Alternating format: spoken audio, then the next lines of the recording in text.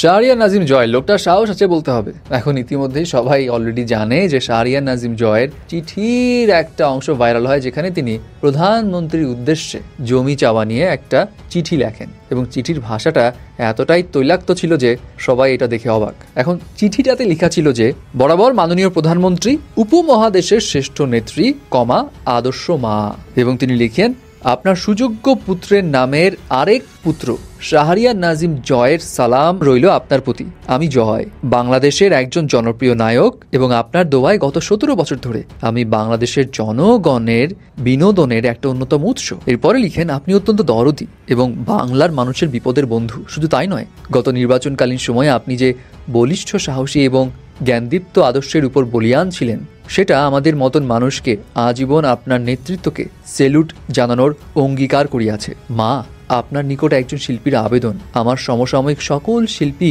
পূর্বাচলে 10 কাঠা বা 5 কাঠা প্লট পেয়েছে। আমি দেশের বাইরে শুটিংয়ে থাকার জন্য অ্যাপ্লাই করতে পারিনি। পরবর্তীতে ঝিলমিলে অ্যাপ্লাই করলে লটারিতে তা পাইনি। মা, পূর্বাচলে একটা জমি আমার স্বপ্ন, আমার সন্তানের ভবিষ্যৎ। আমি আপনার কাছে আবদার করলাম, আপনি আপনার এই সন্তানের আবদার ফেলে দেবেন না, আমি জানি ইনশাআল্লাহ। এখন জমির জন্য চিঠি লিখতেই পারে, বাট তার চিঠির ভাষাটা ছিল একটু অন্যরকম, যেটা নিয়ে অনেকেই হাসাহাসি করছে, অনেকেই মজা নিচ্ছে। কেউ বলছে এদের মতো মানুষের জন্যই এমন অবস্থা, এত তেল মারতে মারতে মাথায় নষ্ট করে ফেলেছিল শেখ হাসিনার।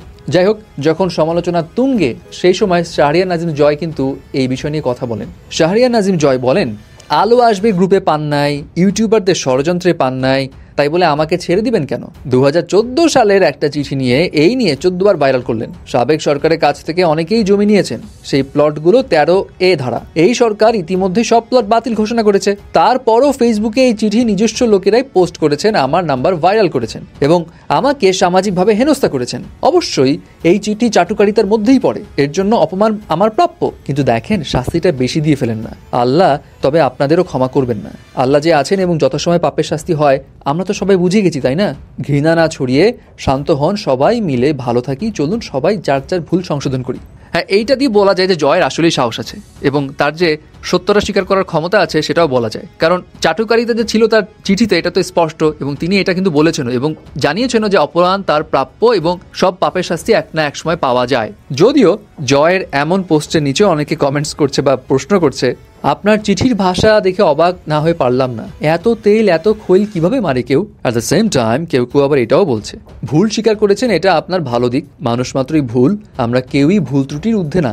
বর্তমান অবস্থা থেকে শিক্ষা নিয়ে এখন থেকে সৎ পথে চলেন, ভালো কাজ করেন। আপনার জন্য শুভকামনা রইল। যাই হোক, এখন আশা সেটাই, যার যা ভুল হয়েছে সেটা যদি সংশোধন করে সামনে ঠিকঠাক মতো চলতে পারে তাহলে ঠিক আছে। যদি আবার সেম জিনিস রিপিটেড হয় তাহলে কি হতে পারে?